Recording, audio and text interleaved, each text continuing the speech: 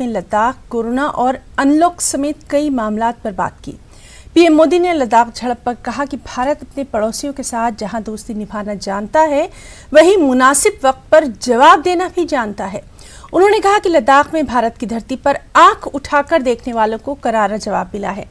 PM ने कहा कि हमारे बहादुर जवानों ने दिखा दिया कि वो कभी भी धरती मां पर आंच आने नहीं देंगे। भारत की विश्व बंधुत्व की भावना को भी महसूस किया है और इसके साथ ही दुनिया ने अपनी संप्रभुता और सीमाओं की रक्षा करने के लिए भारत की ताकत और भारत के कमिटमेंट को भी देखा है।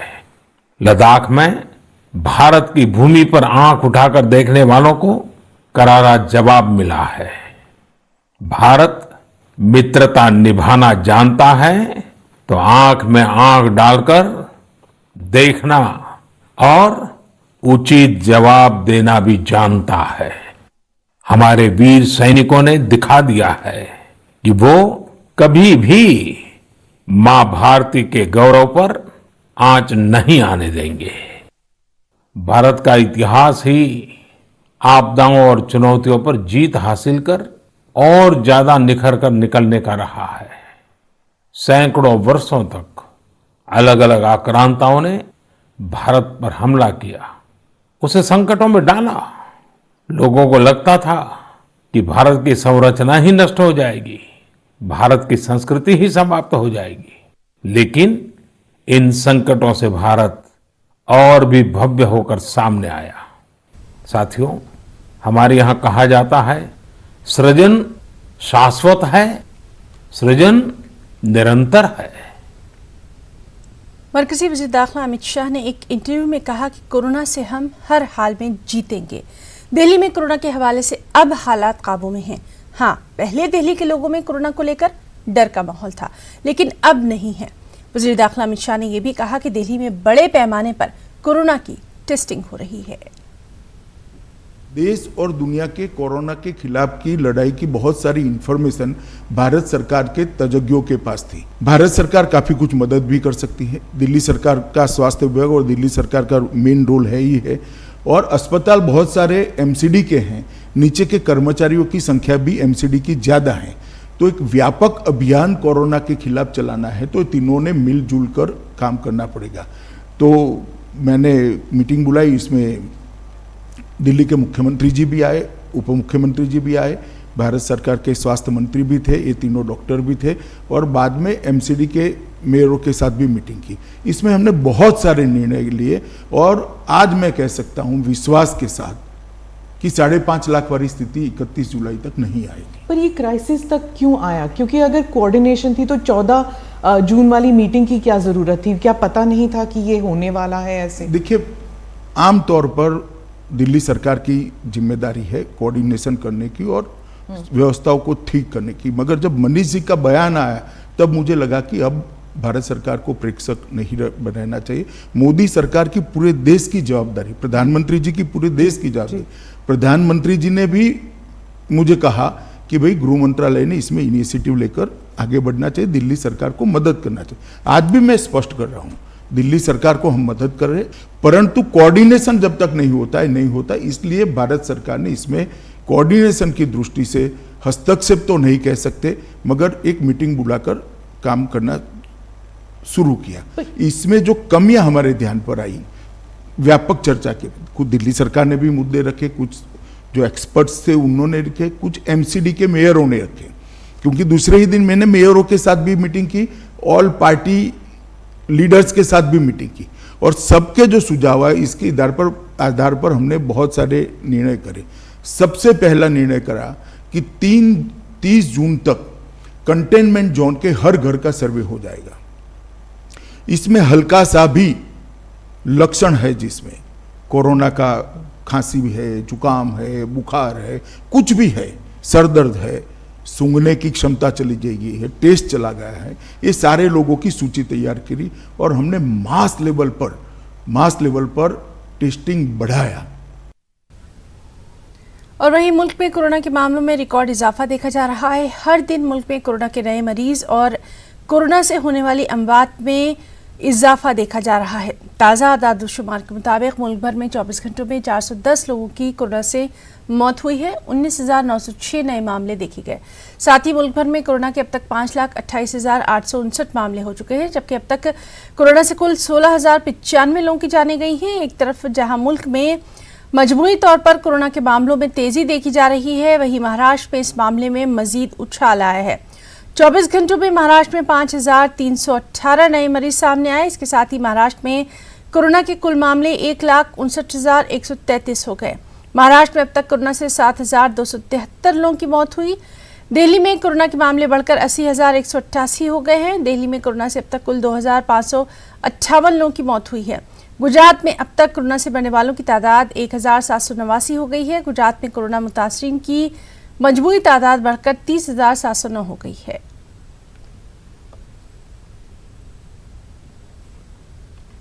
और कोरोना की दहशत के बीच मुंबई में सलून्स और ब्यूटी पार्लर्स खुल गए हैं। नाई की दुकानें और ब्यूटी पार्लर खोलने की इजाजत देने के लिए इस पेशे से जुड़े अफराद ने सीएम उद्धव ठाकरे का बेहद शुक्रिया अदा किया। वाज़ेह है कि गुज़िश्ता रात जारी हेल्थ बुलेटिन के मुताबिक मुंबई में कोविड-19 के 27,134 मामले एक्टिव हैं। हम पूरे नियमों का पालन कर रहे हैं। जैसा आते क्लाइंट आता है, पूरा सैलून कल साफ सफाई करके सैनिटाइजर करके रखा हुआ था। आज एक एक अपॉइंटमेंट लेके क्लाइंट को बुलाए। यहाँ पे देखिए आप बिल्कुल भी डेस्टिनेशन से काम हो रहा है। कुछ मतलब सब आते बराबर सैनिटाइज कर रहे हैं, सीट को सैनिटाइज कर रहे हैं, use and throw apron use कर रहे हैं। 3 महीने बाद आया, बाल पूरे बढ़ गए थे। आने से पहले थोड़ा डर था, तो उन्होंने सैनिटाइजर से किए मेरे हैंड, इवन बॉडी में भी स्प्रे मारा सैनिटाइजर का। सर 3 महीने के बाद सलून आया हूँ और यहाँ पे जैसे आया एंटर कर रहा था तो मेरे को लग रहा था कि सिचुएशन कैसी रहेगी, डर लग रहा था थोड़ा सा। लेकिन जैसे ही बॉय जोन में हम लोग आए तो यहाँ पे काफ़ी अच्छे तरीके से इन लोगों ने ट्रीटमेंट दिया। अंदर आते ही पहले सैनिटाइज किया, बॉडी को भी सैनिटाइज किया। तकलीफें तो बहुत हुई है, बट खुशी भी बहुत है कि चलो 3 महीने बाद फाइनली पार्लर खुल रहा है, लेकिन बहुत शर्तों के साथ में। जैसे अगर कोई क्लाइंट आता है तो उसका टेम्परेचर चेक करना है और उसको सैनिटाइजर करना है, और हम लोगों को हर चीज़ अपने पार्लर में सैनिटाइजर करवाने का है। और जैसे सीज़र हुआ, छोटी से छोटी चीज़ हुई तो वो सब सैनिटाइजर करके, और मतलब उसके आधार कार्ड का नंबर लेना है हमें, तो वो सब शर्तें हैं। ऐसा भोपाल कांग्रेस एमएलए आरिफ मसूद ने सीएम शिवराज सिंह पर कोरोना जाबाजों के साथ 2M दर्जे का सलूक किए जाने का इल्जाम लगाया। भोपाल में मुनक़दा प्रेस कॉन्फ्रेंस में आरिफ मसूद ने सरकार पर इल्जाम लगाते हुए कहा कि मीटिंग में तय होने और सरकारी अहकाम जारी होने के बाद सरकार कोरोना महलूकीन की आखिरी रसूमात अदा करने वालों के पैसे नहीं दे रही है। उन्होंने कहा कि हुकूमत के दोहरे मेयार और सियासी मुफाद के चलते ही एमपी में कोरोना मरीजों की तादाद लगातार बढ़ती जा रही है। आरिफ मसूद ने कोरोना महलूकीन के हक के लिए सड़कों पर भी उतरने का ऐलान कर दिया। सभी अपने अपने धर्मों के हिसाब से, अपने मजहबी हिसाब से उनका क्रियाक्रम करने के लिए दिक्कत आई तो जिला प्रशासन ने उस समय के तत्कालीन कलेक्टर तरुण पिथोरे और कल्पना श्रीवास्तव जी ने एक मीटिंग रखी, उससे मुझसे भी बात करी। बात यह है कि उस दौरान जब कोरोना अभी भी चल रहा है, लेकिन उस दौरान तो भय का माहौल ये था कि कोरोना का अगर एक घर में पता चल जाता था तो पूरा मोहल्ला उस घर से दूर भागने लगता था। और हमने ये भी देखा कि जो बच्चे आपस में थे उनने मिलना छोड़ दिया था कोरोना के डर से। ऐसे समय में ऐसी जो अहम काम करने वाले लोग जिन्होंने अपनी जान की बाजी लगाकर भोपाल की सेवा करी, और उसके बाद अफसोस के साथ कहना पड़ रहा है कि आज 5,000 रुपये जो तय हुए थे वो आज तक की राशि दोनों लोगों को, ना कब्रिस्तान कमेटी को ना शमशान को, आज तक नहीं दी। इससे बड़ा अफसोसनाक बात मैं नहीं समझता। बिहार में एक बार फिर सृजन घोटाले का जिन बोतल से बाहर आ गया है। भागलपुर के बदनाम जमाना सृजन घोटाला मामले में सीबीआई ने चार्जशीट दाखिल कर दी है। 3 अलग अलग मामलों में ये चार्जशीट दाखिल की गई है। भागलपुर के साबिक जिला मजिस्ट्रेट के पी रमैया समेत 60 लोगों के खिलाफ ये चार्जशीट दाखिल की गई है। बदनवानी मुखालिफ एक्ट के तहत चार्जशीट दाखिल की गई है।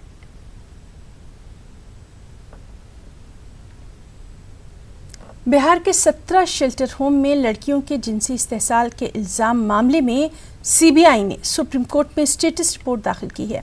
सीबीआई ने कहा है कि सभी शेल्टर होम में जांच तकरीबन मुकम्मल हो चुकी है। सीबीआई ने स्टेटस रिपोर्ट में कहा कि सिर्फ 2 मामलों की जांच इल्तवा में है।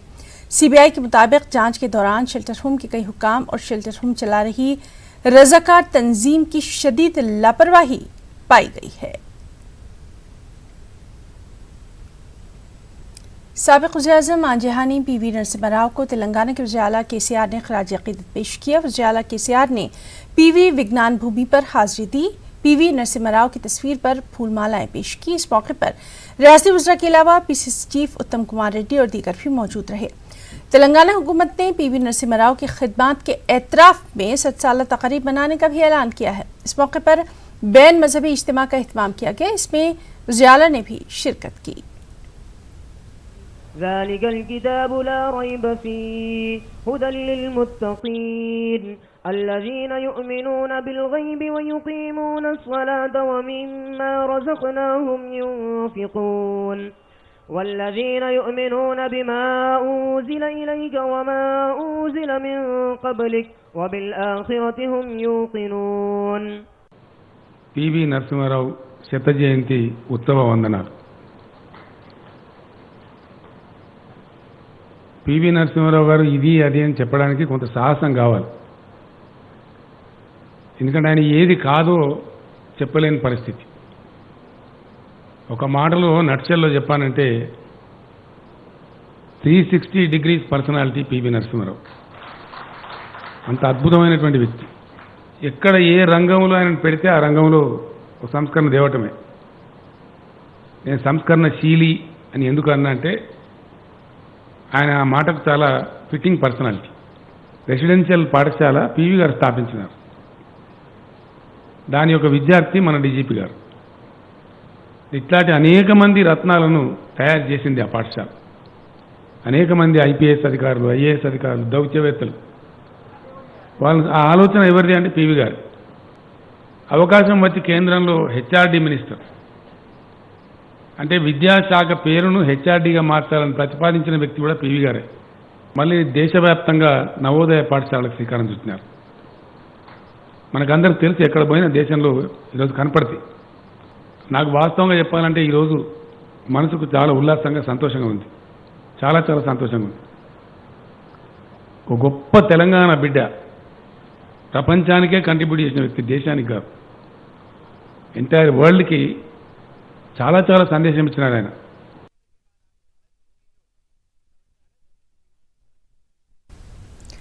बाथरूम में हार्पिक का इस्तेमाल कर पानी को किस तरह बचाया जा सकता है और न्यूज़ 18 के मिशन पानी को आगे बढ़ाया जा सकता है, देखते हैं इस report.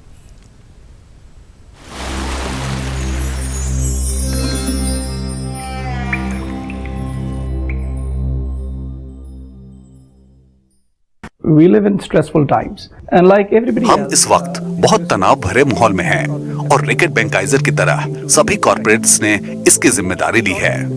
has been created by प्रत्येक उत्पाद को किसी विशेष उपभोक्ता की समस्या को हल करने के लिए बनाया गया है। There's science behind it that goes to solve that problem. So let me take an example. जैसे कि आमतौर पर बाजार में मिलने वाले डिटर्जेंट पाउडर को कपड़ों के दाग मिटाने के लिए बनाया जाता है, लेकिन अगर हम डिटर्जेंट पाउडर को कपड़ों की जगह बाकी दाग मिटाने के लिए इस्तेमाल करने लगेंगे तो ये अच्छे से काम नहीं करेगा, क्योंकि वो ऐसे काम के लिए बनाया नहीं गया है। Because they've not been designed for it. So what we did was we did a lab. हमने भारतीय शौचालयों पर एक लैब स्टडी किया जिनमें फ्लश नहीं था। उसमें हमने जंग और पानी के दाग छोड़ दिए। इनको साफ करने के लिए हमने डिटर्जेंट पाउडर का इस्तेमाल किया। नतीजा ये कि हार्पिक जैसे स्पेशल टॉयलेट क्लीनिंग प्रोडक्ट की तुलना में लगभग 4 से 5 गुना ज्यादा पानी का इस्तेमाल हुआ। इसलिए लोग इन्हें मिटाने के लिए ज्यादा मेहनत, प्रोडक्ट्स, समय और पानी बर्बाद करते हैं। And while this is one example, हालांकि ये बस एक उदाहरण है, ऐसे कई उदाहरण हैं। जरूरत है कि हम एक सही प्रोडक्ट का इस्तेमाल करें जो ऐसी चीजों के लिए बनाया गया है। अगर हम ऐसा करेंगे तो हम न केवल अपना बोझ हल्का करेंगे बल्कि अपना समय अच्छे से इस्तेमाल करेंगे और पानी का कम उपयोग करेंगे। in our effort and the amount of water we use.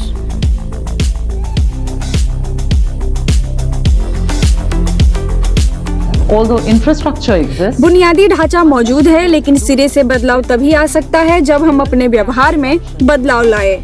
इस मुद्दे की जड़ तक पहुंचना जरूरी है। अगर विकास की ओर बढ़ना है तो लोगों को अपनी विचारधारा में भी बदलाव लाना होगा। change behavior is key to unlocking growth. एक और अहम खबर, बाबरी मस्जिद राम जन्मभूमि मुकदमे के फैसले की रोशनी में मुस्लिम फरीक को 5 एकड़ जमीन दी गई है। राम जन्मभूमि से तकरीबन 25 किलोमीटर दूर फैजाबाद के रूहानी धनीपुर में मुस्लिम फरीक को ये जमीन दी गई है। सुप्रीम कोर्ट के अहकाम पर अमल करते हुए फैजाबाद जिला इंतजामिया ने उत्तर प्रदेश सुन्नी सेंट्रल वक्फ को ये जमीन दी है। कर्नाटक में अक़लियती महकमे का हाल बदहाल दिखाई दे रहा है। कहीं चेयरमैन हैं तो मेंबर्स नहीं, कहीं मेंबर्स हैं तो चेयरमैन नहीं। जी हां, कर्नाटक हज कमेटी के लिए अरकान की नामजदगी अमल में आए 5 माह मुकम्मल हो चुके हैं, लेकिन अब तक चेयरमैन का इंतखाब अमल में नहीं आया है। दूसरी जानिब अक़लियती कमीशन और अक़लियती तरक्याती कॉरपोरेशन में चेयरमैन तो मौजूद हैं, लेकिन अरकान नहीं। उर्दू एकेडमी की अगर बात की जाए तो यहाँ ना चेयरमैन है ना ही मेंबर्स। अक़लियती महकमे की इस अजीबोगरीब सूरत हाल के लिए बीजेपी के लीडर कोरोना को जिम्मेदार करार दे रहे हैं। वहीं कांग्रेस के लीडर कहते हैं कि बीजेपी की हुकूमत बने 11 महीने हो चुके हैं, कोरोना का बहाना क्यों बनाया जा रहा है। नई बात केएमडीसी के मेंबर्स की लिस्ट भी, डायरेक्टर्स की लिस्ट भी रेडी है। ये कोरोना की वजह से चीफ मिनिस्टर बिजी थे, सरकार बिजी थी, तो इसलिए पोस्टपोन किया गया। मुझे उम्मीद है कि आने वाले 8 या 10 दिन के अंदर वो भी इदारा मुकम्मल होगा और उर्दू अकादमी की भी लिस्ट रेडी है, वो भी पूरी होगी। तो सारे इदारे जो भी पेंडिंग हैं वो वहाँ पे डायरेक्टर्स और मेंबर्स का इंतज़ाम होगा और माइनॉरिटीज इंस्टीट्यूशन पूरी तरह काम इंशाल्लाह 8-10 दिन में शुरू करेंगे। तो माइनॉरिटीज को ऐसा फॉर ग्रांटेड जैसा बिहेव गवर्नमेंट कर रहे हैं, ये नॉट ए गुड साइन। और अपॉइंटमेंट्स, स्टाफ, ये सब it is government responsibility, so government should act immediately and do that. तो I think government is trying to give a step motherly treatment to minorities especially, which is not a good sign. See, government is the government for everybody. It is not for majority and minority. So I think the chief minister is a good man, but I don't know, his subordinates and his ministers have to do the job. UP के कई मुकामात पर टिड्डियों के दल ने दस्तक दे दी है। इसकी वजह से किसान दहशत में आ गए हैं। लाखों की तादाद में टिड्डियों ने किसानों की फसलों पर हमला कर दिया है। तस्वीरों में साफ देखा जा सकता है कि कैसे टिड्डियों ने पूरे खेत की फसल पर अपना कब्जा जमा लिया। इस तरह टिड्डियों के हमले ने किसानों की परेशानियों में बेहद इजाफा किया है।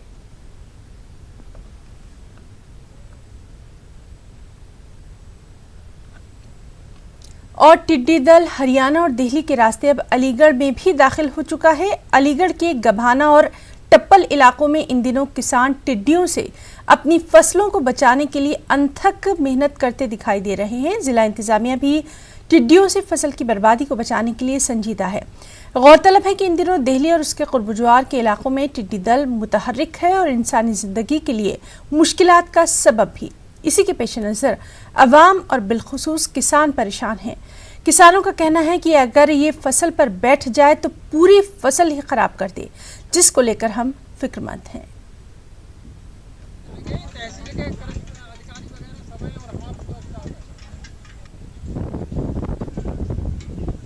सारी टिड्डियां देखी अभी, बहुत सारी आसमान में उड़ रही हैं। अच्छा, इससे क्या नुकसान होगा? ये फसल पे बैठेंगे, फसल बेकार होंगी। तो किस गांव से गुजर रही है? ये गांव नकोलाब में होकर गुजर रही है, कासिमपुर पावर हाउस के ऊपर होकर। अच्छा, इन्हें भगाने के लिए कुछ कर रहे हैं आप लोग? ढोल ताशे और पटाखों का इंतजाम कर रहे हैं। राजस्थान वक्फ बोर्ड ने एक नई पहल की है। वक्फ बोर्ड ने नए बोर्ड की किराया कमेटी की पहली मीटिंग की। पहली बार बोर्ड की मीटिंग में शफाफियत नजर आई। इससे पहले वक्फ बोर्ड की किराया मीटिंग बंद कमरों में होती थी। इस मीटिंग में वक्फ की जायदादों का किराया बढ़ाने का फैसला कर लिया गया। मीटिंग में 50 किराएदारों को तलब किया गया।